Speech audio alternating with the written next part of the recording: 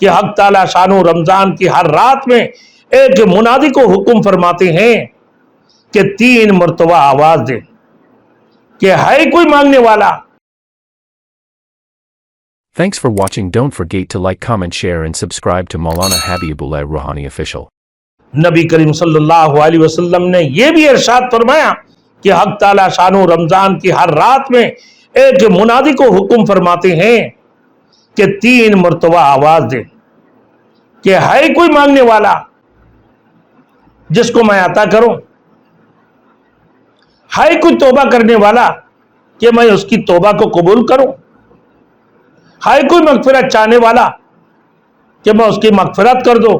کون ہے جو غنی کو قرض دے؟ ایسا غنی جو نادار نہیں، ایسا پورا پورا ادا کرنے والا جو ذرا بھی کمی نہیں کرتا.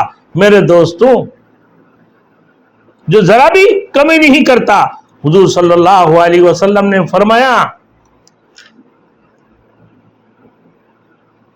کہ حق تعالی شان رمضان شریف میں روزانہ افطار کی وقت ایسے 10 لاکھ آدمیوں کو جہنم سے خلاصی مرحمت فرماتی ہے.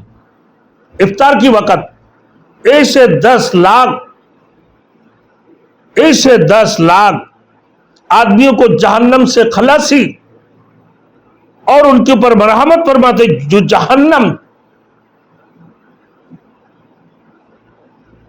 جہنم کے مستحق ہو چکے تھے، جو جہنمی ہیں. اور جب رمضان کا آخری دن ہوتا ہے تو یکم رمضان سے لے کر میرے دوستوں آخری دن ہوتا ہے تو یکم رمضان سے لے کر آج تک جس قدر لوگ جہنم سے آزاد کیے گئے تھے ان کی برابر اس ایک دن میں آزاد فرما دیتے ہیں اللہ رب العزت. اور جس رات شب قدر کی رات ہے، رمضان کی شروع سے لے کر کہ افطار کی وقت میں اللہ رب العالمین جن کے اوپر جہنم واجب ہو چکے ہیں، جو جہنم کے مستحق ہو چکے تھے، ایسے لوگوں کو افطار کی وقت 10 لاکھ